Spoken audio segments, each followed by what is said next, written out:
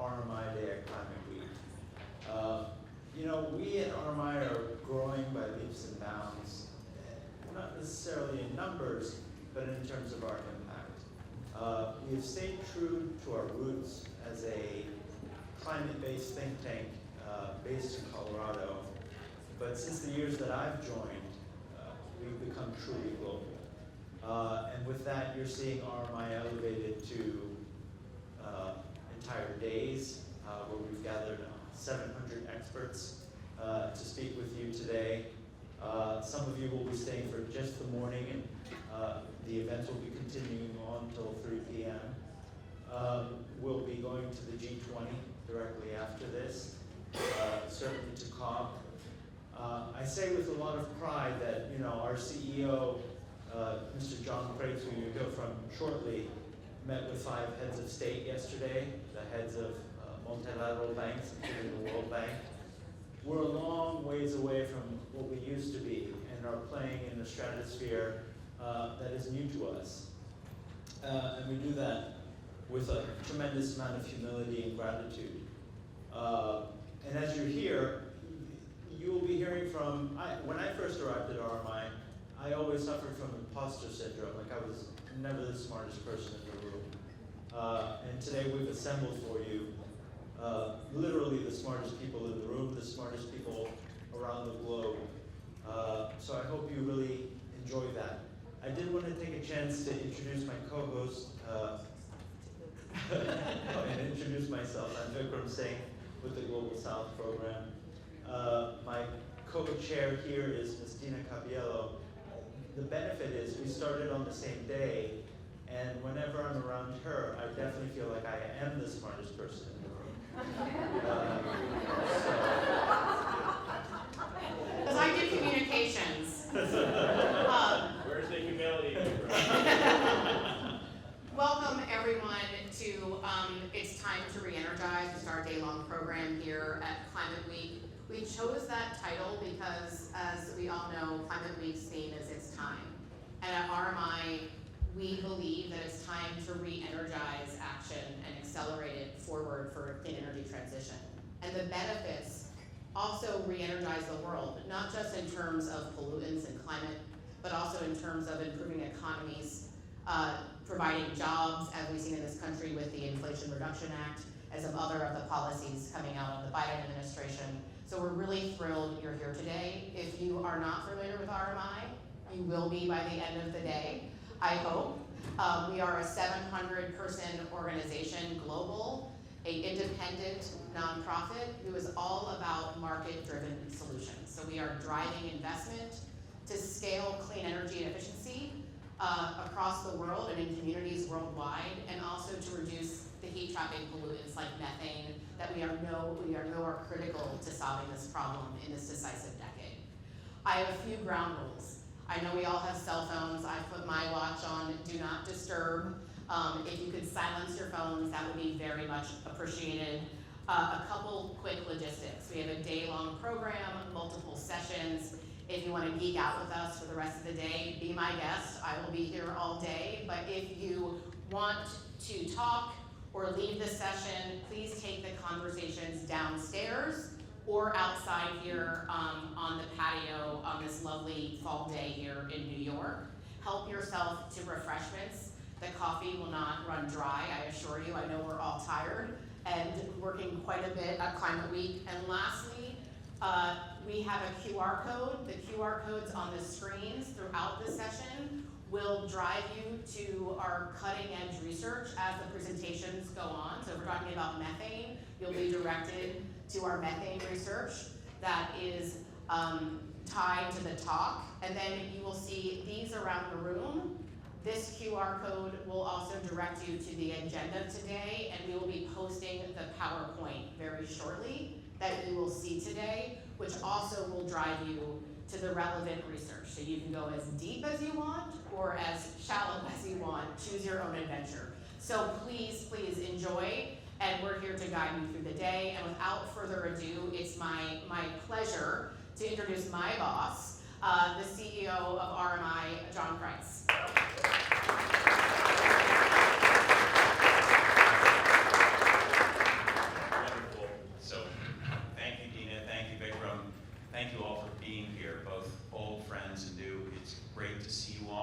we're ready for an energizing day.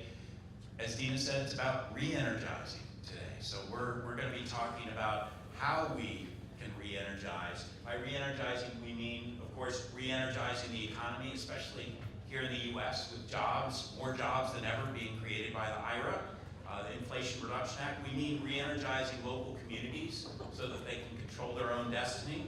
We mean re-energizing this movement, right? How it is we all engage at this moment of crisis, at this moment where, having just had the warmest year on record, we've come to the recognition that it's going to be pretty mild relative to what's in store for us going forward.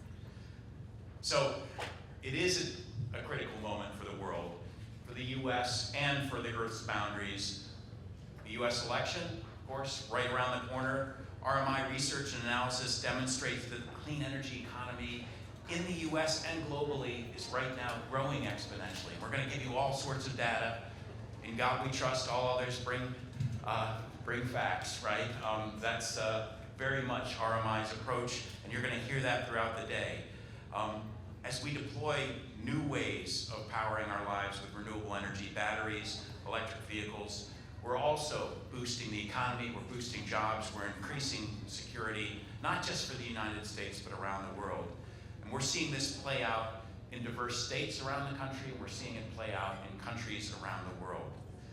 We also know that this decade is our last chance to really avert the worst consequences of climate change. And this is a critical moment. These next 5 years are the moment where we all need to rise to the challenge and make sure that we're securing safety, securing health, securing a livable planet for our children. I did mention that when you talk to climate scientists, and I'm sure you're all hearing a lot this week, they're not just scared, they're panicked right now because the climate is responding in ways that are inexplicable, that don't fit to the models. And we've just at this last year seen the highest temperature on record, but things like the ocean right now are no longer buffering and slowing down climate change. We're seeing them actually accelerate climate change going forward. And that moving from a place where the resiliency of the Earth is being exhausted and we're getting reinforcing and positive or negative feedbacks, depending on how you look at it, is something that we all have to be conscious of. At RMI, we're very aware you can't depress people into action, right? And so we're about hope, we're about possibility, we're about solving what needs to get done. And for us, there are two things that need to be solved for. One is certainly that resiliency fact on how exactly we heal the planet and return it to a safe operating zone. That's something we all need to be thinking about and aware of. RMI does a little bit on the edge there, but the second thing is to rapidly reduce heat-trapping pollution that we're spewing into the atmosphere. And that is RMI's focus when we think about RMI really being anchored in the energy transition. How do we get there faster today? So you'll hear experts today that are really at the forefront of thinking through all the systems level changes that we need to make in order to get this transition on track, in order to make use of the tailwinds that we have right now and this exponential growth that we're seeing in technologies, and help to pull them in and bring the human element to ensure that they're working for us and creating a more equitable future for us all going forward. So what you'll be hearing about today, you'll hear about how to deploy cheap green energy at scale and examples of how corporations have done that already. You'll hear about the urgency of stopping methane leaks. I often, when I characterize climate change, I think of methane as a bit of the arterial bleeding in the system, and the carbon emissions much more as the heart disease that we have to cure over time. But we have to stop that methane from being released because it is such a powerful climate warming function. In short periods of time, it can tip natural systems faster, and if we don't put the brakes on it, it's going to cause challenges for us. So you're going to hear more about that in our second session. Later, we're going to have a conversation about advancing clean energy clean industry and manufacturing right here in the US, thanks to some of the landmark legislation that's been passed in the Inflation Reduction Act. And then finally, a unique format at the end of the day, where a debate about the speed of the energy transition is going to take place. And we're going to pit, kind of differing views of, are we moving fast? Are we moving slow? What does it take to punch that accelerator and actually get revved up and moving faster, get our electric motors spinning to full speed and full torque. So we're going to be able to go deep on all these topics. We'll take you there. We'll take you there gently in ways that you can understand, in language that you can understand. And where we're not doing that, call out, right? Raise your hand, ask for explanations, because we're all in it to move together in this transition. So with that, we have a number of special guests today, and not least of them is my board chair, Sumant Sinha, who we're incredibly grateful for joining us here this morning. He is the CEO of Renew Power, which is one of the largest renewable companies in the world, headquartered in India. We're so grateful for his partnership here. He's incredibly accomplished and sought after as a thought leader, as a business leader, and grateful that he's going to address us here today. He's won many awards, including recognition as the SDG pioneer by the UN Global Compact, which was a first for an Indian business leader. So I'm grateful again, Sumant, for joining us. Where are you here? And I would like to welcome you up to the stage. Please join me in welcoming Sumant.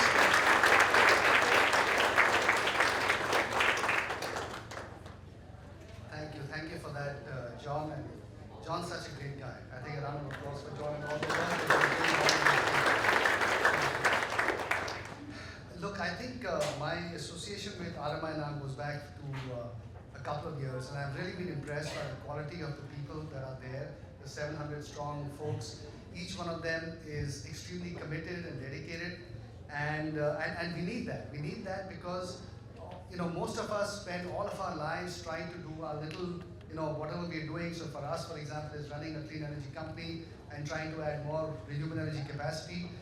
And so all of us sort of work in our respective little cubbyholes. And I think the role that RMI does is actually give us the bird's eye view and tell us exactly which sort of path we're on, which direction we're on, and not just give us the bird's eye view, but then they have this incredible ability of actually going deep down into the details and actually then telling us how to get it done.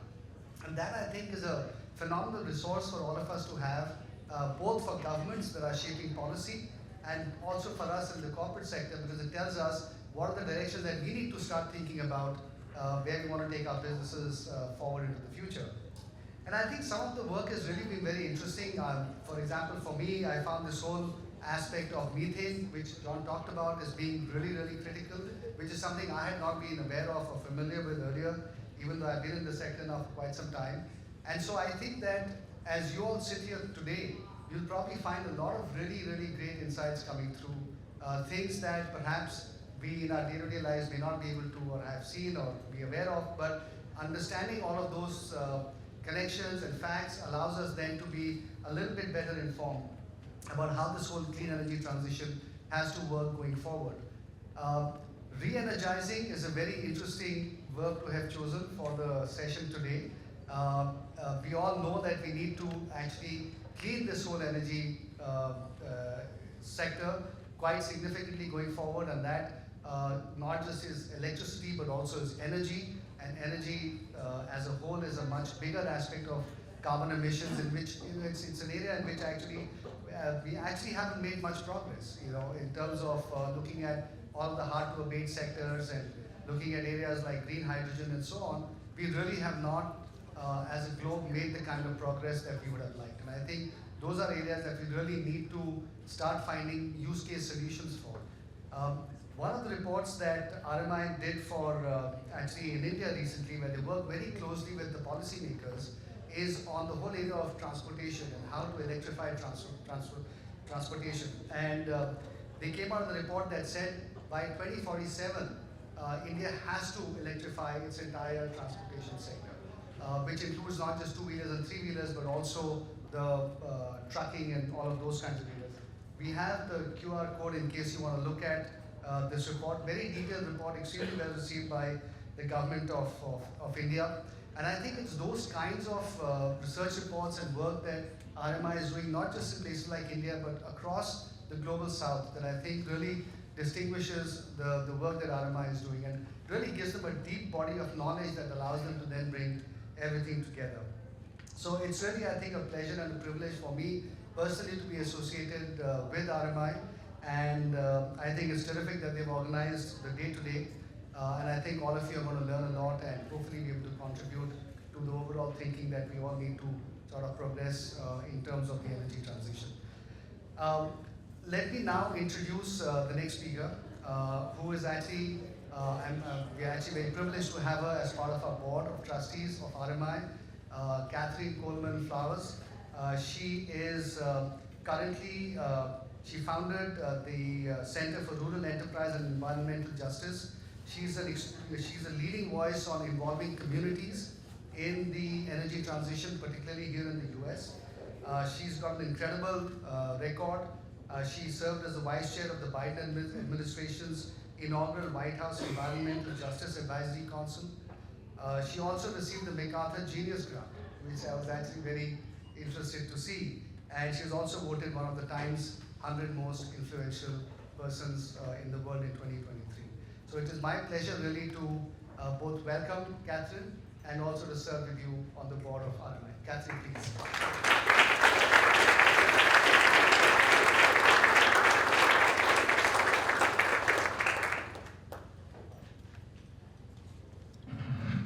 Good morning. I always have to lower the mic. Well, thank you, and welcome everyone to this exciting day and week. RMI's theme is Time to Energize is critical to the moment and time in which we are in. Because too many people are already suffering from the effects of climate change here in the US and abroad. I mean, as we stand here now, I bring you greetings from Huntsville, Alabama. I grew up in Alabama, close to the Gulf Coast, where we're definitely dealing with a lot of turbulent weather events. But those weather events are getting worse. And right now we're watching the weather because we know that there's a hurricane that's looming in the Gulf that could cause a lot of destruction. But because of climate change, it's going to potentially be worse. Also, these hurricanes are intensifying a whole lot faster. So this week is very important, but not only this week, but weeks going forward, because people are suffering now and we have to make a change. But we can make that change by re-energizing. That's why I like this theme, it's time for us to re-energize. My passion is for environmental justice, and it comes from growing up in Lowndes County, Alabama. If you don't know what Lowndes County, Alabama is, I'm gonna resort to being a history teacher, which I was a long time ago. But Lowndes County is between Selma and Montgomery. And if you know anything about voting rights and you know anything about democracy, that was a major stage in terms of protecting voting rights, something that is very important, I think, to climate change as well. So because my parents were activists, I continued that passion for activism and carried on to dealing with climate change and also being a part of the RMI board. My parents taught me that being a good neighbor means actively working to make the community a better place in which you live. I recently had the opportunity to spend time with RMI in Alabama. And I think that the experience that we had in Alabama gives us an idea overall of what RMI is all about. We started out in Huntsville, Alabama, the northern part of the state, part of the Tennessee Valley region, and went there and met with a mayor who represented one political party. And that particular mayor was very receptive to the information that the experts brought to him. But not only that, we had a meeting that followed the meeting with the mayor that also included the head of the utility company. It included the CEO and COO of the Tennessee Valley Authority. That shows the power of RMI. When we left Huntsville, we went to Montgomery, Alabama, a completely different audience, a completely different mayor who represents the Association of Black Mayors across the country. But even there, They were very open and interested and wanted the knowledge that RMI brought to the table because they need that so they can take advantage of the bipartisan infrastructure plan, to take advantage of the IRA, because a lot of people do not have the technical assistance in these vulnerable communities to access what's available to them. From there, we went to an even smaller community. That community was in Whitehall, Alabama, along the Selma to Montgomery March Trail, right smack in the middle, and met with the mayor and the chairman of the county commission to talk about the possibilities of what it means to re-energize that community, what it means to, they want to know what it takes to even potentially get off the grid altogether. That is the length and breadth of what RMI brings to the table as it relates to working with communities. And in my particular area, working with vulnerable communities and providing the access to knowledge that we generally don't have access to. So I would like to, I think that this experience this week highlights all of the work that we're trying to do. And our organization, the Center for Rural Enterprise and Environmental Justice, our work has been primarily around wastewater and making sure that people in the United States have access to wastewater treatment. And even when RMI was in Lowndes County, got a chance to actually go and see what a failing septic system looks like. Now, what does that have to do with energy? I don't think that we can deal with climate change without making sure that people have access to safe and clean water wherever they are, whether they're in the United States or anywhere else in the world. But those are the kinds of things that we've had the opportunity to try to come together and figure out a way forward. So today, you're going to hear about projects that are re-energizing communities across the U.S. and around the world. And we're also going to deal with some of the significant things that go beyond partisan politics. What I like about working with RMI is that they don't care which political party you're in. And what I've learned living in Alabama, I do care which party I'm in. However, I have to work across the aisles. Without working across the aisles, we won't get anything done. And climate change is not waiting for us to figure it out. We have to figure it out right now and figure out how to get beyond these divisions. And this organization, I think, although I feel honored to be able to serve on the board, but the organization has been wonderful in terms of helping me understand a lot more about what we can do. So now I'd like to hand it over to Erin Callahan, who's the Corporate Engagement Director for RMI, to kick off the first session today. Thank you very much for your time.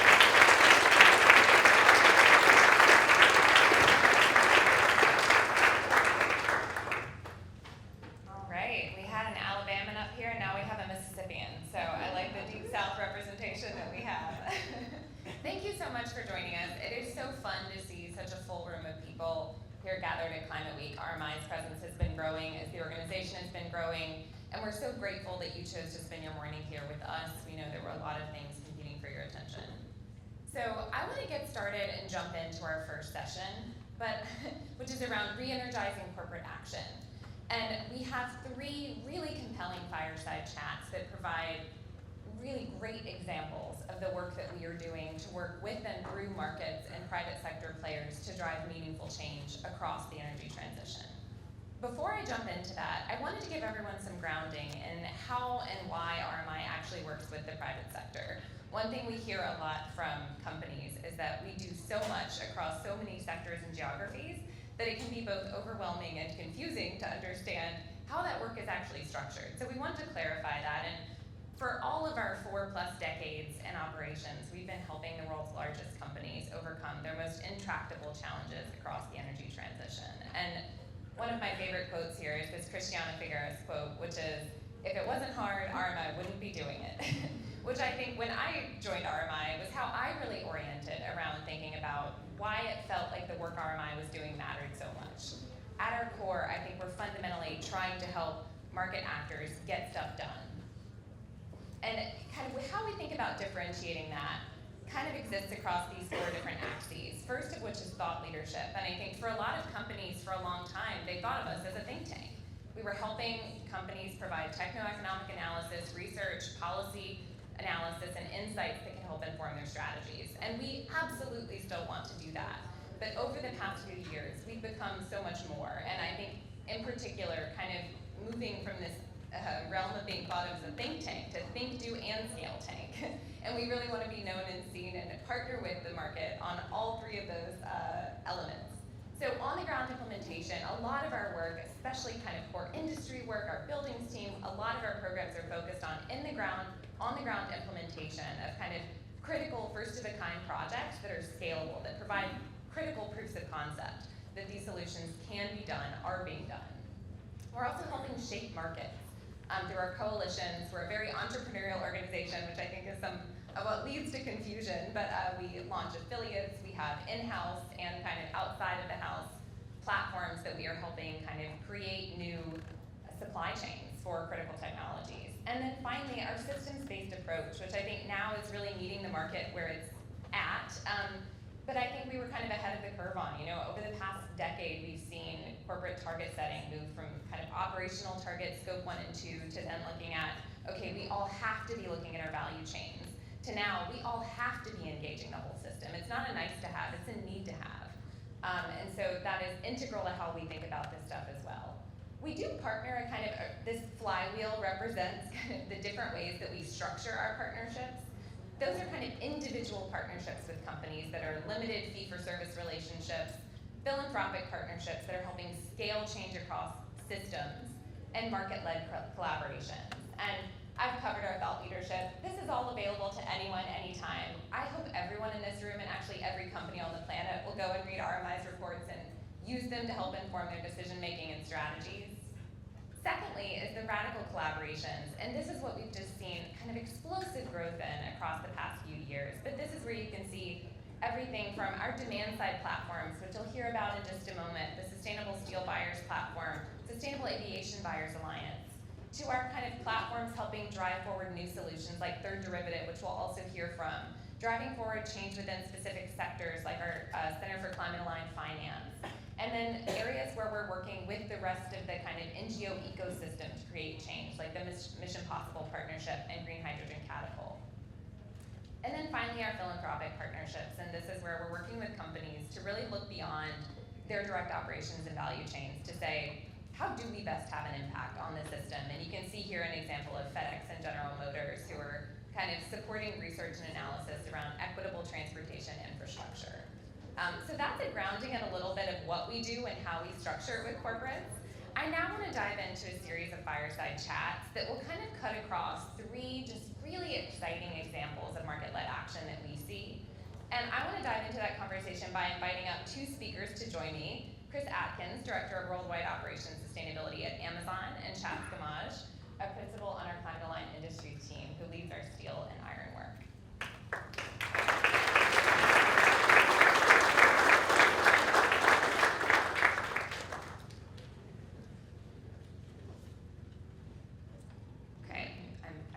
Okay, you guys can hear me. Well, firstly, welcome, and thank you so much for joining me up here. We're really excited to kind of talk through your work.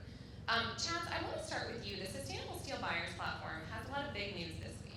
Can you talk through what the platform is working to do, why we brought it together, and what's going on? Yeah, sure. Good morning, everybody. So the Sustainable Steel Buyers Platform is an initiative that brings together committed buyers towards offtake of net zero emission steel.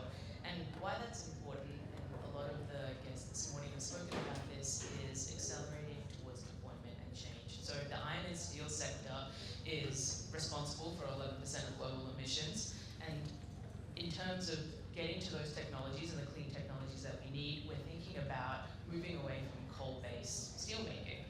It leads obviously to a lot of climate pollutions, but also human health impacts, and has a major impact on jobs as well. So how we start thinking about that transition and moving away is very critical. And on the other side, we do have large buyers of steel. So think about this building that we're in today, the cars that we drive, the clean energy in terms of renewables that we need, and connecting those buyers towards real solutions. And so what the platform provides is a venue for buyers to work collaboratively and have the volume and the demand aggregation towards building these new clean steel facilities. These are billion-dollar investments. They need that volume and to work together to achieve that scale. And so today, happy to announce a sort of a milestone within the platform. We launched this last year. We've been working with the members to work towards an RFP, a request for proposal, that will be launching this week for producers. And this is a major step in towards procurement and investment of these green steel facilities in North America. That's great to hear, and we're really excited about it. And I want to dig more into the RFP and the kind of state of the sector. But Chris, I'd first love to hear kind of what's attractive about this model for a company like Amazon, who obviously has an incredibly complex supply chain, your own quite aggressive climate goals. But I'd love to hear kind of how this fits into that broader strategy. Sure, yeah. So when we think about our opportunity that we have as a company on the global fight against climate change, we made a commitment back in 2019 called the Climate Pledge that we co-founded with Global Optimism. And our commitment was to be net zero emissions by 2040, so 10 years ahead of the Paris Agreement. That's really grounded in the understanding that we have to lead, and those who have an opportunity to lead in such an important topic as climate change need to get out in front. And so we recognize that we have a big opportunity due to the nature of our global operations, the size that we operate at across a number of sectors. But we also know that we can't do this alone, right? So we're doing a lot in the here and now, where we're working with our global supply chain. We've made it clear that we want to work with suppliers who are moving towards low carbon building materials, concrete and steel. We've already made a lot of investments in that on our own, and really building out the relationships with suppliers to help them understand that there's a demand and a need for this. You think about the industry that produces steel and concrete. This is a very developed, mature industry that's been operating for well over 100 years, going all the way back to the Industrial Revolution. And it's hard to get an industry like that to move and change at the pace that we really have to move at in order to address climate change. And so we think it's important for us to lead, but we also know we can't do it alone. As big as a company like Amazon is, as you mentioned, it's 11%, steel is 11% of global emissions. I think in the US, building materials and just buildings in general and operating buildings is like 40% of our emissions profile. And so there's no one entity that can make the level of change that we have to make in such a short time frame. So that's why we're really excited to partner here with the Sustainable Steel Buyers Platform, because we need to galvanize those who are willing to provide that demand in order to urge suppliers to convert as fast as possible to lower carbon solutions. That's great. Thank you so much. Really interesting to hear. And I think Chris just kind of noted that steel has been integral to buildings since the Industrial Revolution. Can you talk about what's happening with the steel sector right now? Why is there such tremendous opportunity right now? Why is this RFP happening right now? What are the kind of challenges and opportunity sets that you see in the steel sector? Yeah, and I want to sort of highlight a bit more in terms of an optimistic space. When we think about the iron and steel sector, a lot of the emissions, over 80% of it sits within iron making, and what does that look like? And so there's a lot of a piece in terms of what are the technologies and what does that look like? And excitingly, we have those piloting in demonstration across the globe. And so as Chris mentioned, it's really now about saying, how do we start scaling those plants and getting those costs down and getting deployment across the globe today? And so when we think about CO2 reductions in that space, conversely in terms of challenges, the top 50 producers of iron and steel have about a third of those have made strong targets or strategies towards decarbonization. And so that number obviously has to increase, and we have to get those learning curves and getting those technologies. It's all about driving towards electrification, utilizing green hydrogen, and essentially moving away from coal-based or blast furnace steel. And so I think that dynamic still holds true, and this necessary evolution that needs to come with the technologies. So the buyer's perspective is completely necessary, both from a private sector, but also from a public sector as well. Governments are also large purchasers of building materials and automotives as well. And probably the next stage that we're thinking about in terms of iron and steel sector is this partnership with these feedstocks and upstream partnerships as well. And so when we think about the places around the globe that have this access to clean electricity or access, when we think about steel, where are these regions really going to catalyze these sectors as well? And so this is going to become a global opportunity because steel is a global commodity. And so I think where we have these first mover buyers that are coming to the table, it's really quite exciting to drive that. That's great, and because I'm curious if there's anything you would want to add to that, especially just given that this RFP is being announced today. Yeah, I mean, we're already doing a lot with our suppliers directly. Just in 2023, we've announced over 29 projects that we launched across Amazon that had lower carbon steel and concrete incorporated into those projects. We saw something like 80,000 metric tons of carbon abatement just within our own value chain from doing that. That's like taking 17,000 cars off the road. So it's impactful, but it's still early. And we know we got to go much further, much faster. And the important thing is, like Chad said, we've got to bring the demand signal from a large coalition of buyers. And that's why this RFP is so critical. It goes beyond saying, you know, we're making promises and it's moving into action. And that's what's important right now is action. And I look at the time frame for the climate pledge. We got to do this in about 15 years. The Paris Agreement, 25 years. We don't have to, I mean, just to build up the supply and you know, moving the supply chain towards the solutions that we need, that takes years to do. So we don't have time to wait. And that's why showing this kind of action here and now really solidifies that this is where we're moving, and this is going past you know, the discussion phase and well into the action phase at this point.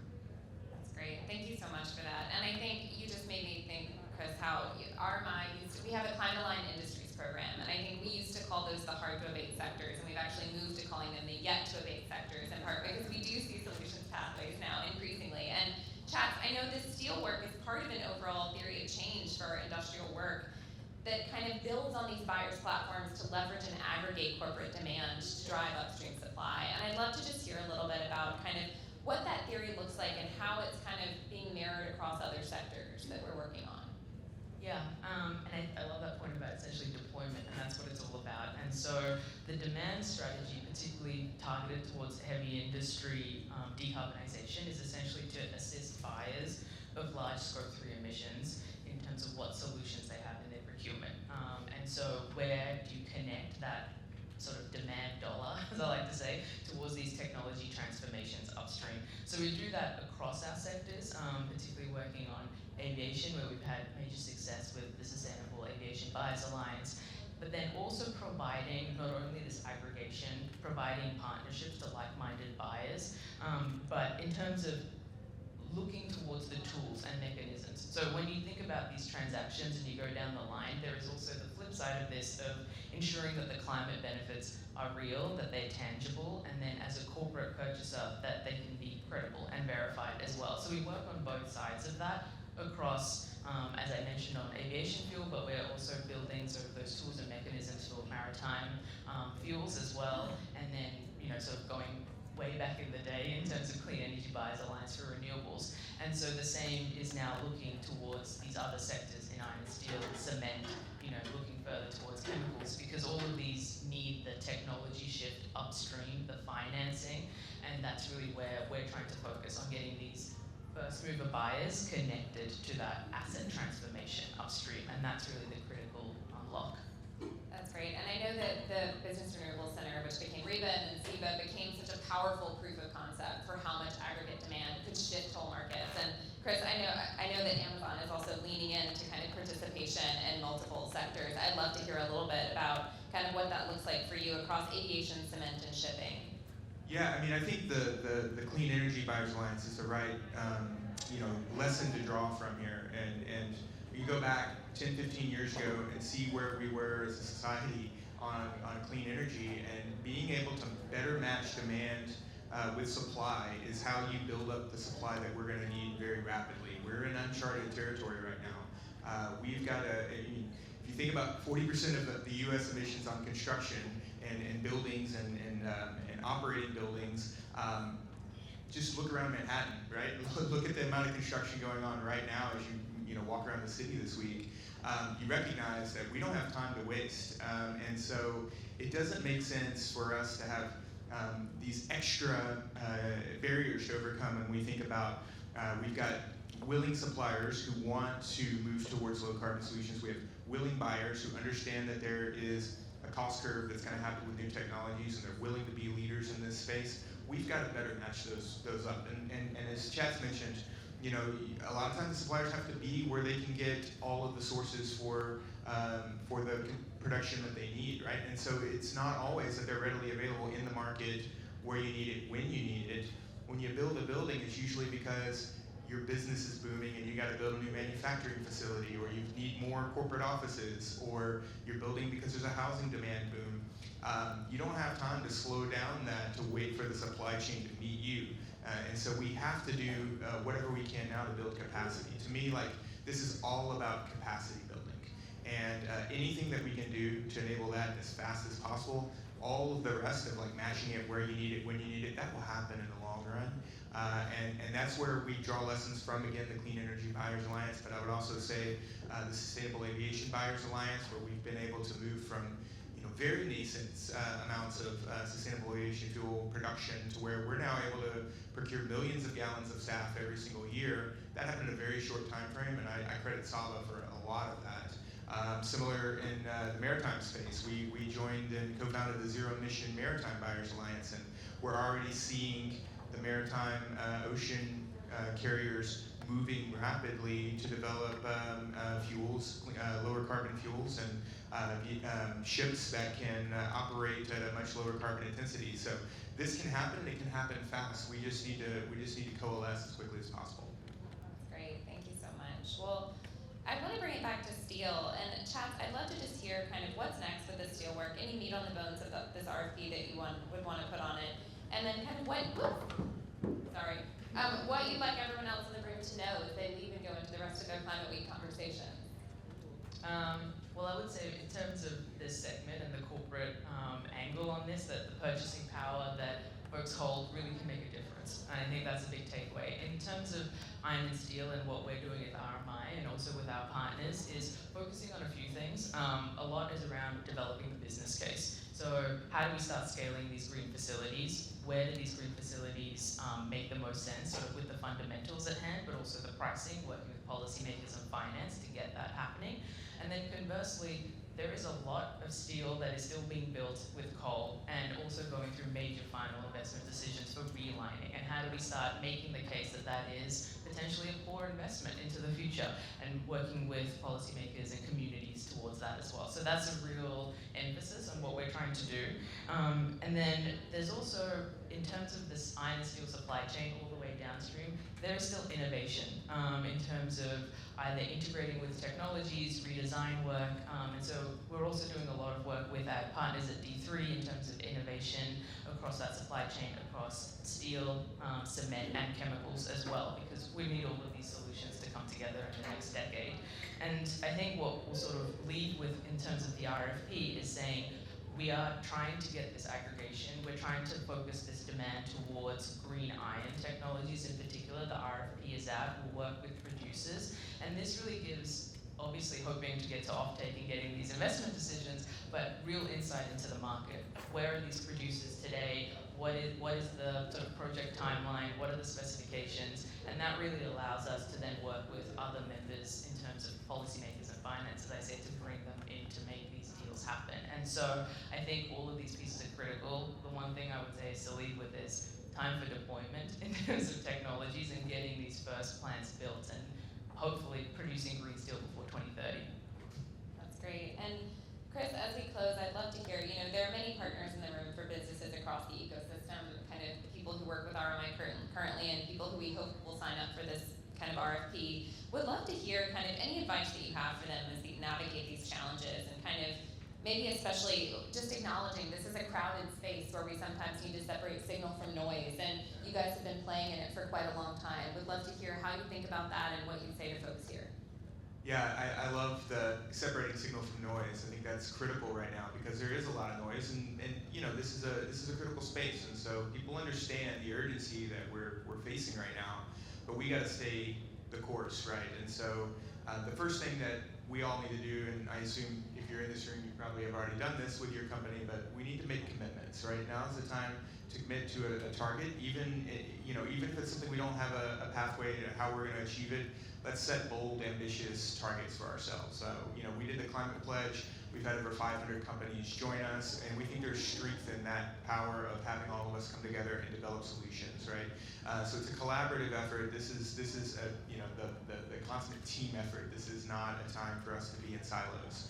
And I would love to talk to anybody about joining the Climate Pledge, but there's plenty of other commitments that you can make as well. I think the critical thing is make a commitment, then make your plan, work backwards from that plan, and learn and be willing to fail fast. I think doing this right now, we all have to be willing to say, we're going to make mistakes, we're going to try and learn through trial and error, and we're going to iterate very quickly. That's the only way we're going to get through this. I think sometimes we show all of our successes, and that's what we want to highlight, but there's a lot of innovation and iteration and failure that come up to that. So in our example, you can look at our electric delivery van deployment, where we're on a pathway to deploy over 100,000 of those by the end of the decade. That gets a lot of publicity. I think people get really excited when they see an electric delivery van in their neighborhood. I know I still do. And I want to stop and talk to the driver and ask them how they're liking the vehicle. But behind that is, how are we going to get the charging where we need it, when we need it? How are we going to work with the utility companies to make sure that they're ready for this kind of transformation at the pace and scale that we need? That same model is going to apply to everything that we're doing with concrete and steel. Our suppliers need to understand that they're going to have to go back into their supply chain in order to change the sourcing in many cases, in order to have us be able to get the steel and the concrete that we need. And so that's going to take an iterative process. And I think so it's about, I think I can't really say it better than you did. Like, it's got to be the signal and let the noise settle itself out. Be willing to be a little misunderstood. I think that's fine. And at the end of the day, we're all moving in the same direction, and we'll celebrate when we get there. So. That's great. Well, I want to thank you both for helping us kind of identify the signals today in the room that we should be paying attention to in the market. This has been a great conversation, and really appreciate you both joining us, and congratulations. It's going to be really exciting to follow the work of this RFP and the broader steel work. So I hope everyone will look for them during the break. We do want to move on to our next conversation. And I will try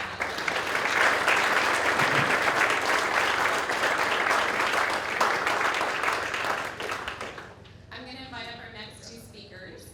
We are so lucky to have here Emma Stewart, Chief Sustainability Officer at Netflix, and Caroline Winslow, Acceleration Strategy Manager at Third Derivative, for a conversation on the work that we are doing to drive innovation and solutions, especially through the Clean Mobile Power Initiative that Third Derivative has launched. So thank you so much for joining us today. We are thrilled to be having this conversation too, kind of focusing on an entirely different part of RMI's work. I'd love to start, Caroline, just recognizing that we might have people in the room who aren't as familiar with the work of Third Derivative. Could you give an overview of what Third Derivative is and how we work with companies? Yes, happy to. Good morning, everyone. Third Derivative, or referred to oftentimes as D3, is RMI's innovation engine. So we do this by working with startups and innovators around the world across all major emission sectors. Our aim is to find, fund, and scale the world's most promising climate tech solutions. And we do this through a fully virtual 18-month accelerator program. We bring in cohorts of companies from around the world, a variety of stages. Some are, have just been out of university, 2 full-time employees, up to businesses that are VC-backed, seed stage, all the way really through Series C. And we like to say it's a choose-your-own-adventure type of program. So we really meet companies where they're at, rather than running them through a traditional accelerator program with a very standardized curriculum. We help support them in a few different fronts. First is through programming. So they have access to a variety of D3-run programming events, whether that's peer-to-peer workshops, coaching, virtual sessions. We also have about 170 expert mentors in the ecosystem. Shout out, we always welcome new mentors. So if you'd like to support startups, that's a great way for our startups to get support, whether it's on fundraising or go-to-market strategy or how to hire and build out their C-suite team. We also have a large network of investors, both VCs or corporate VCs, that direct investly into our startups. And then fourth, we have a variety of corporate partners, similar to Netflix, who provide opportunities for commercialization and deployment. So that's a little bit about what D3 is and how we work. That's great. Thank you so much. And Emma, firstly, hello. It's so good to see you again. Secondly, can you ground us in the big issues that Netflix is thinking about on the climate front, and kind of what elements are most productive and most challenging and carbon intensive? I think you come from a sector that is kind of an infrequent collaborator of RMI, so we'd love to hear a little bit about how you orient around the issues that you're currently facing. Yes, I'm almost 4 years into the entertainment sector, and I've just started to watch more television, so I think I now qualify. I've started recognizing celebrities too. We as a company had not run a carbon footprint up until the year 2020 when I joined. I know to this crowd that sounds sacrilegious, but to the entertainment sector that was not all that anomalous. It's a sector that has for almost 100 years operated largely the same way, focused really on creativity and the creative process and bringing stories to your living room that thrill and entice and enthrall. And how those were made was not really the focus, nor was it, frankly, the competitive advantage. So when I entered the entertainment sector and was lucky enough to learn from some folks who had been there a lot longer than I first started focusing on cross-training, right? I was never a particularly good athlete at any one sport, but I was decent at a few, and I thought, I wonder if that applies here. So I started bringing in practices and people from other sectors, many of which were, to be honest, more advanced than the entertainment sector in looking especially at decarbonization issues. The focus thus far had been on sorting the recycling out of the waste stream. And yes, the making of film and television does generate waste, but it was almost like they were 10 years a little bit behind the curve when it came to how paramount climate as an issue had become. So we upended the model. We said, rather than focusing on waste and rather than putting some poor eco-steward on each set and asking them to personally sort through the waste streams, which is not the most empowering job, we're instead going to start inducing change around the things that matter. And those are fuel and electricity. And that was what our data showed us once we finally collected that data in late 2020. And so it really became clear to us that our big rocks were renewable energy, and then secondarily electrification of transportation. Third, the elimination of diesel generators over time. Just walking around New York City, I got a mouthful of diesel fumes, and that is unfortunately what it feels like being on location for many people. And then lastly, that good old energy efficiency that RMI has rightly put center on the agenda and is all too often overlooked. So what did that mean? Well, renewable energy is actually relatively plentiful, relatively on par for cost in most parts of the world. So that for us was really more about opportunism in a given location, what was available through the grid, through the landlord, or maybe through direct investment. When it came to electrification of vehicles, we modeled it out through our science-based target in 2030 and saw that this was going to be hard but not impossible, and that the transportation sector was electrifying around us. It was hitting some important tipping points that, as Kingsmill Bond at RMI has pointed out so eloquently. And so for us, it was more about focusing on heavier duty vehicles that were not currently seeing the love from the IRA and other policies. So there we really lent into policy advocacy. The third was mobile power. And here it just kind of felt like going back in time. The tradition was, even if there's a grid tie-in, you just roll in those trusty diesel generators, you turn on 3 if you need 1, and off you go. The utilization was atrocious. It was sub 20%, which meant that they broke down all the time. So not only were cast and crew getting a mouthful of diesel fumes, we were wasting money, and these things were high maintenance, and frankly, not all that good for sound quality, as you might imagine. They're quite noisy. Turns out that sound quality matters when you're filming. So for all these reasons, we thought, well, how has this not been solved before? And as Christiana put it, turns out it was hard, so we went to RMI. That's great. Emma, thank you so much for that overview. And that leads us really nicely into kind of the next question, Caroline, which is just what is the Clean Mobile Power Initiative, and why do we need a collective platform to do it? Could you speak to a little bit what it's trying to do via their derivatives? Definitely. So the Clean Mobile Power Initiative, or CMPI, it's a bit of a mouthful, is trying to crack that tough nut.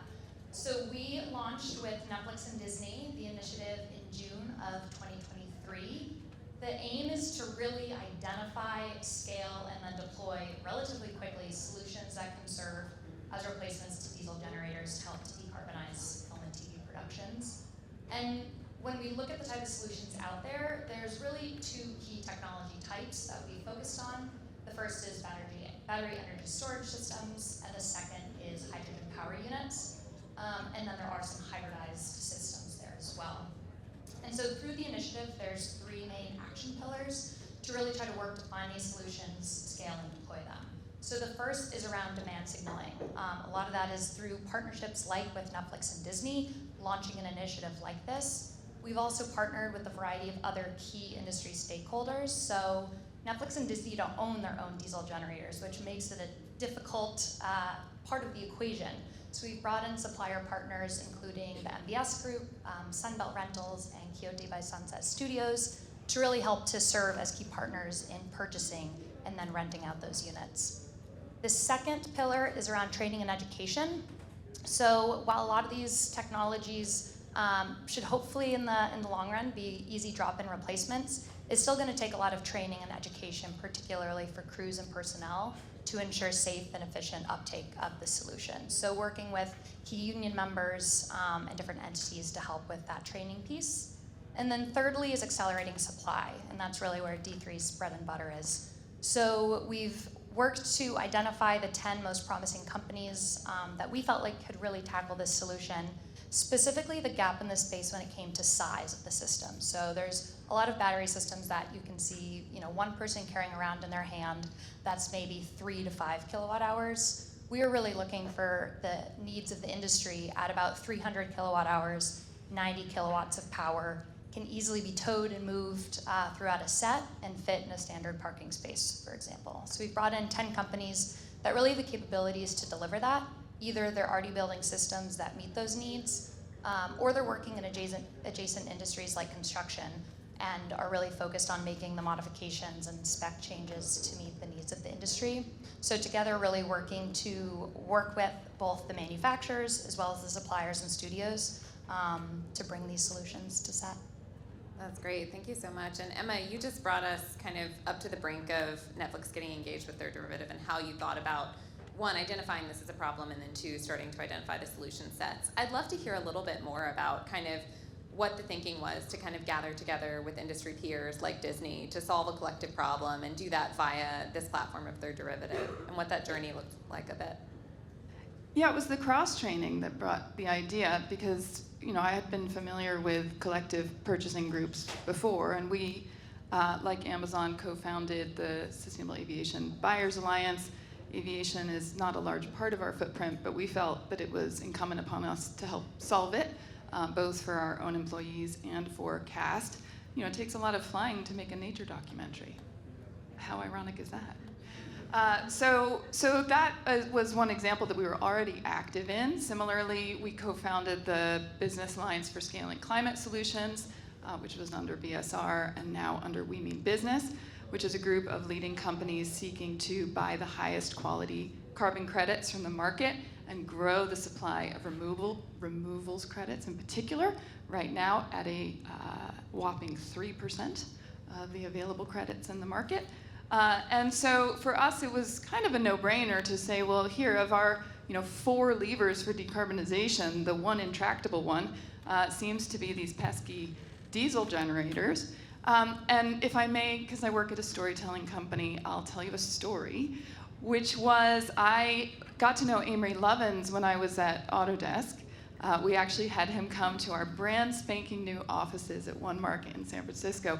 And I'll never forget the look on my CEO's face when Amory was looking up at the ductwork and going, ooh, oh gosh. And that is definitely too curvy of a pipe, and those louvers should be angled that way.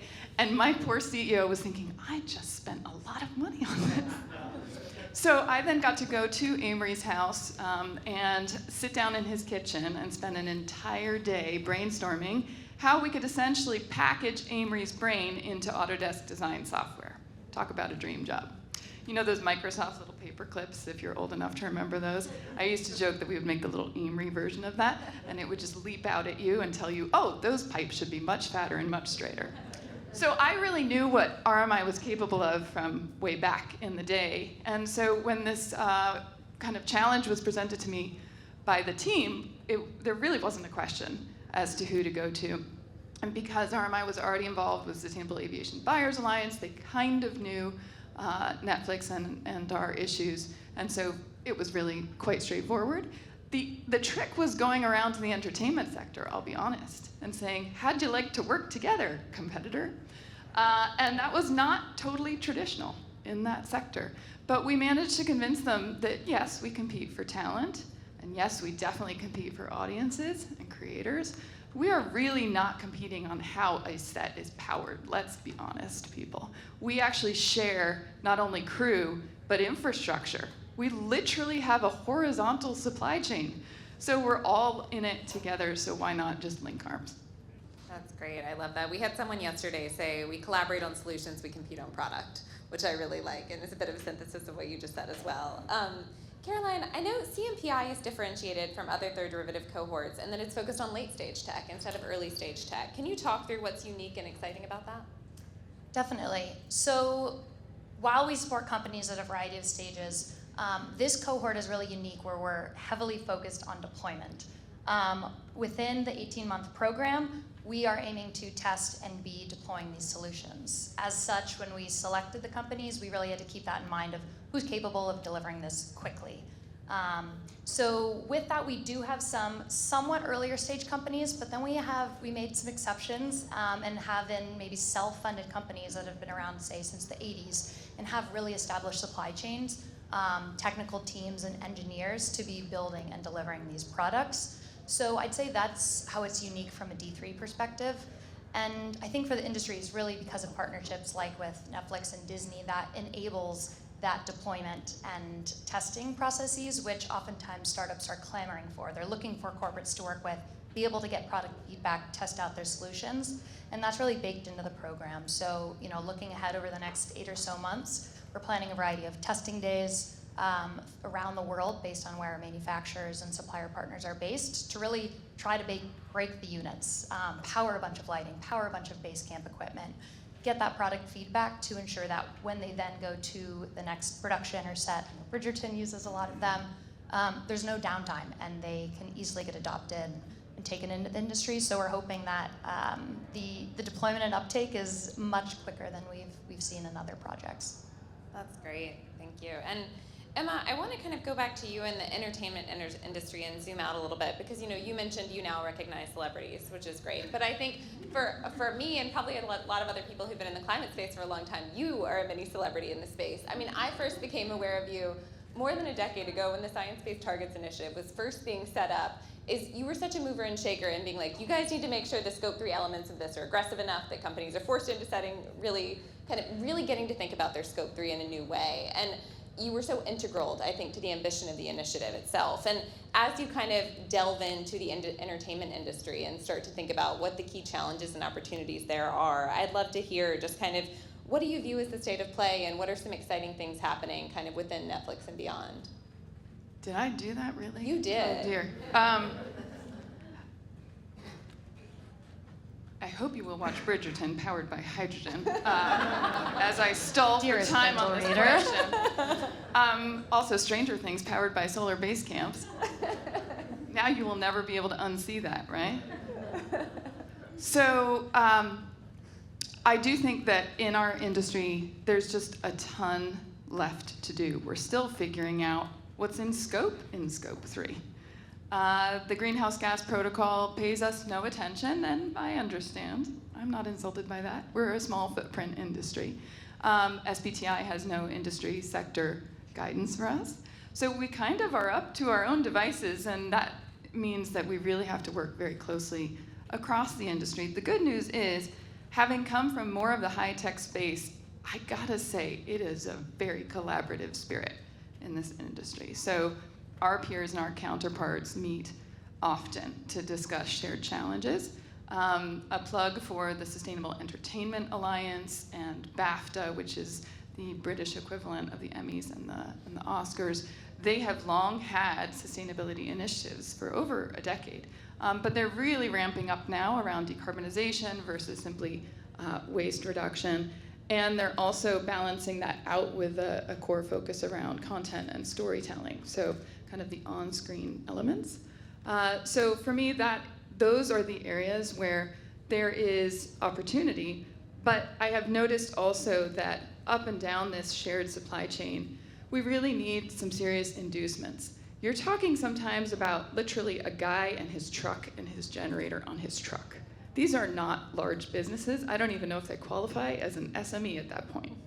So we have to be very caring towards that supply chain. And in many cases, these are long-standing relationships. They deeply understand the operational needs of a production, but they don't have extra cash lying around to make this transition. They want to use that inventory and burn it into the ground, and then once it dies, maybe they can think about electrifying. So what does that mean? We as a company are putting subsidies in place. So for all productions that Netflix manages, we subsidize the clean tech, and it's built into the production budget, and you can't touch it for anything but clean tech. You cannot reallocate it, and I can tell you that was tempting for many production line managers. Also, we provide them with a regional sustainability advisor. So this is like the new model rather than the eco-steward. And the regional sustainability advisor is really their senior consultant. It would be like having an RMI person on site, but they carry a bag. So they have 10, sometimes 12 productions at once. They deeply understand that region, that ecosystem, all the vendors in that region. They know the grid, they know the utility, they know the town hall. And what they're able to do is also swap those technology units around between productions. Because sometimes we'll say, well, we need 2, and they'll say, well, we have 1 over there, and in 6 months, another will be available. Okay, that's not gonna cut it. Sometimes productions are 6 months. So we have to get very creative. It's like a mini sharing economy that the regional sustainability advisor is able to execute against. And because these folks are former producers, they can put themselves in the shoes of these producers who are very much goaled around budget and schedule. Budget and schedule. And so being the pesky person who comes in to say, have you thought about clean technology, is not always welcome. And so these folks can really understand how the operationalization and testing of these technologies can actually enhance a production, bring down the noise pollution, minimize the cabling because it can be closer to set because you're not pouring fumes over the craft services table. That the LED lighting can minimize heat, which doesn't just excite all of you HVAC engineers in the room, it also excites the folks in costume because it doesn't melt the makeup. So these are the sorts of things that they can point out that are the business case that's been much needed. That's great. Thank you so much. I know we're basically at time, but I want to squeeze one really short question in, which is just for both of you, kind of what should everyone in the room know leaving this conversation? And Caroline, I'll start with you. Yeah, I mean, I think one of the most exciting things is, as was mentioned earlier, there's diesel generators probably lining this block right now. So the spillover potential into adjacent industries is vast, and there's a lot of opportunities, whether it's into the construction sector, into disaster response and relief. We've seen a lot of military applications, live events, telecommunications, the list goes on. So once these technologies are really proven and scaled, which the core technology is not unique, it's just the form factor and the best way to integrate them into a supply chain. Think about the refueling or recharging logistics. There's a lot of applications more broadly, so one call out is if you work in the space where you touch diesel generators or your industry does, think about solutions that have zero emissions potential. And then I guess any startups in the room, consider their derivative and the varieties of ways we can support. And then corporates and investors, there's a lot of exciting work happening within the D3 ecosystem, so happy to chat more about that. Thank you. And Emma, I'll give you the last word. Any advice for folks in the room? Love is blind.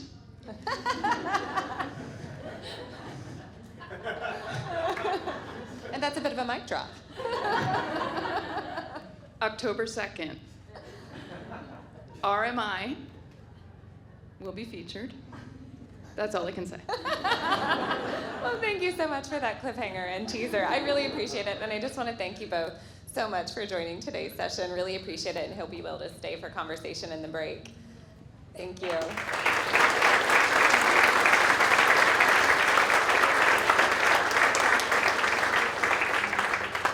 And I'm very excited that I get to leave the stage for our last conversation, but I get to invite up Bonnie Lay, Principal and Lead of our Carbon Markets work at RMI, and Megan Edge, Head of Carbon and Investments at Ripple. So I'll welcome you both up.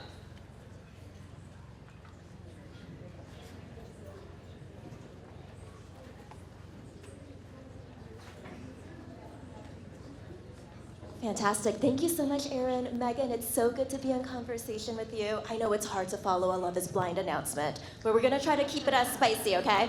We're going to talk about carbon markets today. And so for those of you in the room, if you've heard anything about carbon markets or carbon credits, it probably was something negative. You probably read an article or an expose about how a carbon crediting project actually turned out to be fraudulent.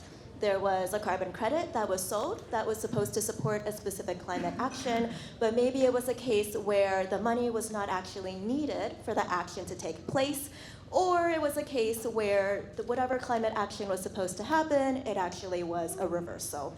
So a forest that was supposed to be protected and saved actually got burned down or cut down. And so this led to a number of integrity questions around carbon credits and the voluntary carbon market as an entity as a whole. What should we actually do? Can companies feel confident about purchasing carbon credits if there are all of these inherent risks in the system? Megan, I know you've actually worked in the carbon markets for many years, and in your current role at Ripple, you are responsible for Ripple's carbon credit purchases. Can you tell us a little bit more about some of the challenges that you've seen and experienced in the space? Yeah, of course. And so before Ripple, I was actually working on the carbon supply side for a company called Indigo, which you might or might not have heard of in the agriculture space.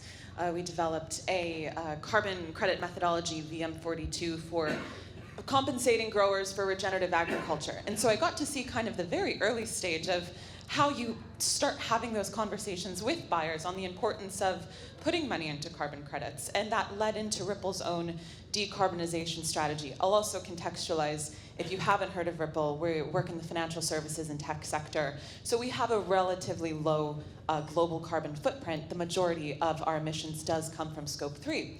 And so we've constantly thought about, why carbon credits matter to our strategy, how we integrate them into our overall kind of decarbonization targets.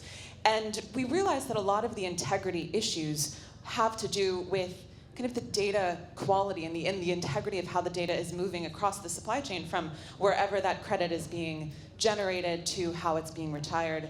And the use case of blockchain in kind of enabling a lot of this. And so this is just to build the context of why Ripple is even involved in the carbon credit space. We very early on saw that integration of, wait a second, there's a lot of things that could be solved through blockchain and carbon credit transparency and how we can work together on a solution for this with RMI. So for our own carbon credit strategy, we have an SBTi aligned target to be carbon neutral by 2030. And that includes across all of our global offices. I joined in June of 2022. We also had an internal investment fund to start putting money into carbon purchases that were totally separate of our own decarbonization targets. And the reason why we did that is because we thought, well, can we figure out a way to start to finance some of these projects, give them that early stage capital to be able to scale, but in return still get those carbon credits that we can then either use for ourselves or work with other corporates to finalize on an offtake. And I think as we've looked at different types of projects, it's become more apparent to me that there's so much data. There's like an abundance of data depending on each types of projects, but now it's the way that you're interpreting it to ultimately get that trust and transparency in the credit. I think we've frequently overlooked a lot of the, I'll say, reputational concerns because we've just felt like this is something that's so important to all of our decarbonization targets that carbon credits do play a significant role. And so how can we ultimately create an infrastructure that supports this and helps scale it without kind of these continued increased scrutiny, reputational concerns that we do see. There are bad actors. And so how can we inject some trust and confidence? And that has been the basis of our carbon credit procurement and strategy. Absolutely, and we at RMI, I think unsurprisingly for folks in the room, know that RMI loves data. We love digging into the data, and I think in the carbon market space, that's one of the things that we found is that this is a very complex and fragmented data landscape. So I think we're in complete agreement that data is actually inherent and super important to being able to actually understand whether or not a carbon credit is of high quality and you could trust it and you could purchase with confidence. But how do you actually go about and actually source that data? It lives in these 100-page PDF documents, called the project design documents, that you have to sort through for each individual project. You have various other market stakeholders that might be adding on additional third-party verification or validation data that's going to exist in separate databases. You actually have ratings that could be done in a black box. You don't really understand what actually goes inside the rating, but that adds another layer of data on top of that. And so as a buyer, you're looking at this and trying to figure out, where do I actually go? I know data is important, I know it should inform my decision, but how do I actually source through and then analyze the set of data? And so that's one of the things that RMI's Carbon Markets Initiative has actually worked on over the course of the past year, is creating a buyer's guide, really action-oriented around how do you navigate this data landscape, how do you actually go forth and source the data, collate the data, analyze the data, so that you actually understand what is the quality of the data you're working with and how do you incorporate it into your decision making. So I would love to hear, Megan, a little bit more about when you're at Ripple and you're looking across all of the possible carbon credits you could purchase, how do you actually make that decision? Data. I feel like I'm on the Brady Bunch. So I think the first bit is, just to echo your point, there is an overabundance of data. And I think while the corporates have played a very large role in scaling the voluntary carbon market, you also have to be completely honest that corporates aren't hiring massive internal, people who understand how to evaluate carbon projects. So even still, the amount of data or the way that it's packaged up needs to be done in a way that's quite relatively simple for a company to figure out what are its goals, how does this project align with its goals, what are the risks that this project might face to the purchasing business. And so for us, on how we procured a lot of that data, I think I'll start with the types of projects we even looked at. So I come from agriculture, soil carbon, very strong spot, near and dear to my heart. And naturally, a lot of my appetite for purchasing came back to ag soil carbon and carbon removals. So I looked at things like enhanced rock weathering, which has an abundance of data, and it's quite exciting. I looked at things like biochar and regenerative agriculture projects as well. And then, you have to kind of parse what the data that you get from the project supplier, so the person who's on the ground, the person who actually owns the carbon credit where it's generated.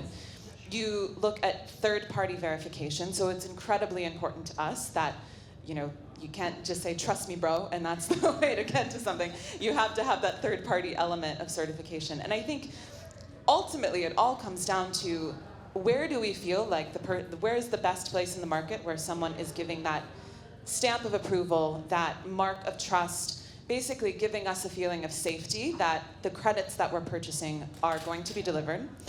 They're not going to cause our business massive reputational risk. We haven't, purchased into some weird illegal arms trading deal that was posed as reforestation. These are real concerns. Yeah, they really are.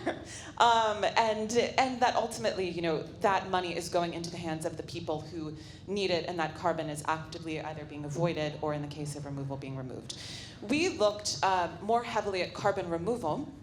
And the reason why we did that was because there is a little bit more availability of real-time data analytics. So when you look at things like carbon capture and storage or mine methane capture, I think the next section is on methane. I'm a big methane girly. Mine methane has the ability to have kind of flow meters that can feed you live real-time data of methane being captured from abandoned coal mines.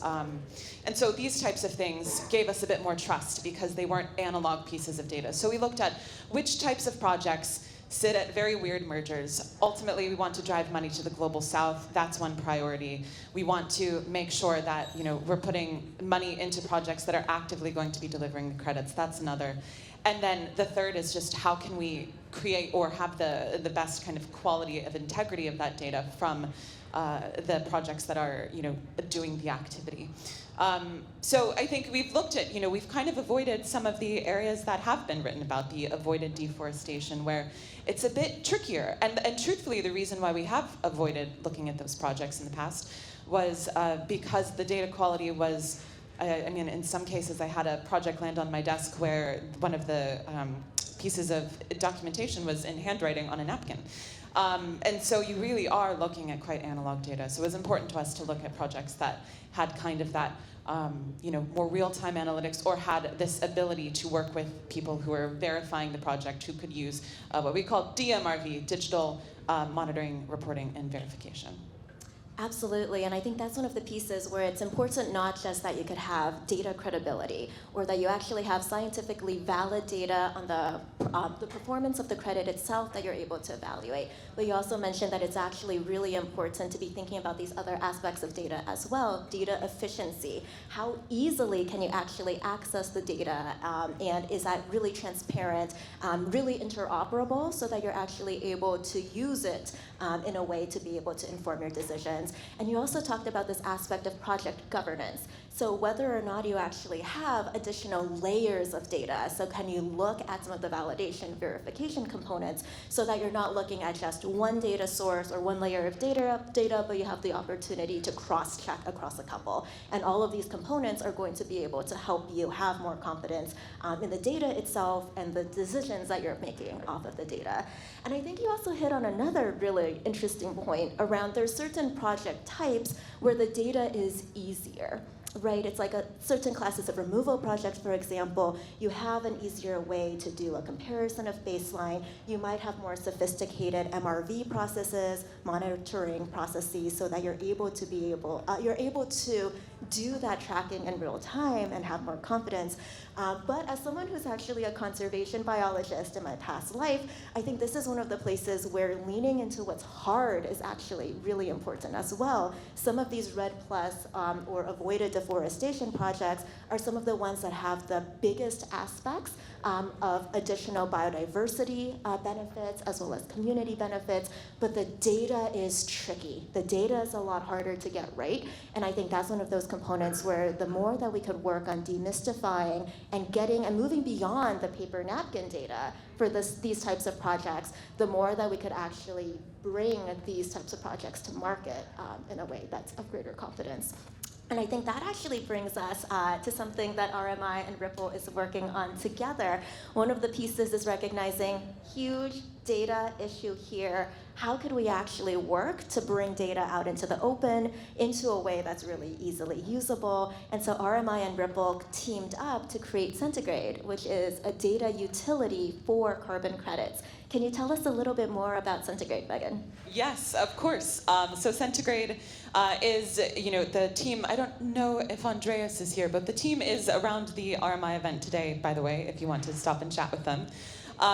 But as we've been alluding to in this conversation, the data around carbon projects is incredibly fragmented, and there's a lot of places where corporate buyers or people who are ultimately purchasing these credits can go to for this data, but it's very confusing. There's multiple also just subscriptions, and the cost of different types of data sources to even just get one view of, is this project delivering credits? Is this project, what's the risks associated with this project? And so what Centigrade is doing is it's kind of bringing all of those pieces of data together, gathering all of the bits around a project that are relevant, right? Taking basically like a project's data room, if you think about it in investment capacity, and translating it and packaging it up into a way that hits at exactly what an investor or a buyer is going to want to see to make their decisions of how to invest, on when to invest, and when to buy. And they're doing that with projects all across the supply chain, right? They're not just looking at kind of the easier live real-time carbon removals, but exactly as you mentioned, the conservation types, the paper napkin data bits, the people who ultimately need this help. Also just to understand of how they're able to attract those buyers, really. So, I mean, I've talked a lot selfishly from the corporate buyer perspective, but even when you look at suppliers, it is increasingly difficult for them to get financing in this market. Right now it's still based on a lot of leaps in good faith that if a corporate is going to buy these carbon credits, eventually they will be able to be used as allowances under SBTI or some of the climate disclosures that we're seeing. And so right now, there's this kind of really big uncertainty of where the demand is coming from in the market, and suppliers are getting anxious, they're getting filled with additional cost they don't know where to go to market their credits, so they're working with a company, or what Centigrade will be, is they will work with a company that is providing this kind of, very ease of access way of marketing their credits into the hands of corporate buyers. And then on the buyer side, once they have those, being able to view and manage that portfolio, which is something I've been praying and dreaming would happen in the next 2 years. You have internal portfolio management services, but I'm not going to lie, they're not sophisticated. It's an Excel spreadsheet, and it's me copy and pasting, what's happening in Bolivia right now because I've got biochar in Bolivia. What should I know about this project? And so it's making just everything really easy to follow in the eyes of people who, again, don't necessarily have that super technical expertise, but are the main people responsible for driving demand in the voluntary carbon market. Absolutely, and I think one of the pieces there that's actually really exciting as well is that the fact that Ripple and RMI teaming up is really combining some of the skills and the strengths across both of our teams and instilling it in Centigrade as well. One of the pieces that we really want to be able to do is to actually have a really rigorous data framework for all of the credits that are listed on Centigrade so that you could actually do a direct credit to credit comparison very easily. So when you're doing the purchase decision, you're able to have that at hand and be able to compare across very different projects as well, because that's something that's really difficult if you're interested in very different project types. A nature-based solution versus an engineered solution, it could be so difficult to even understand how do you parse and understand how do you compare apples to oranges here. And so I think that's just really exciting to be able to have that in a really standardized format as well. Yeah, the comparative analytics is a massive key because, again, you have all of these competing priorities. For us, we definitely want to deploy as much capital as we can towards the global south and developing economies. But we also want to make sure that, the project that we're purchasing from, there's as little of delivery risk as possible, that credit is going to mean something and actually represent the activity that has occurred. And so there's all of these different methodologies that you can look at. And it's so exciting, and this is one of the reasons I love my job, is that you get inundated with these different project types on a daily basis, and you just want to use them all. But the reality is, there's corporate priorities and there's carbon priorities, and so having that comparative piece allows you to make more informed decisions rather than just on vibes and gut checks and things that seem like easy priorities. So yes, the comparative piece is paramount, really. Absolutely. I know we're running low on time, so I'd like to ask a final question of you, Megan. For those of the folks in the room, if there's anybody who's hesitant about thinking about the carbon markets or purchasing carbon credits, is there anything that you'd like to share? Just do it. I mean, it just gets such a bad rep, and at the end of the day, I really don't know why, because it's just putting money into in the hands of people who are using it to ultimately drive climate action. And I think we really get stuck in analysis paralysis. And I can't even begin to tell you how many times that you get these academic arguments of, oh, well, it's not good enough. But it is good enough because, as long as you have the fact check that you're not supporting some sort of fraudulent activity, which is critical, the majority of the projects in the carbon market aren't that, then just do it. The allowances will come. I'm a strong believer that the policy and the frameworks and the compliance reporting that makes all of this count for something will come, but it is going to be slow. So just get involved. Just do it. Perfect. Well, thank you so much for wrapping us up here. A call for everyone in the room that the buyer's guide that RMI created is available and freely on our website. Centigrade will be launching later this year, and happy to chat further with anybody around that as well. Erin, I'll turn it back over to you.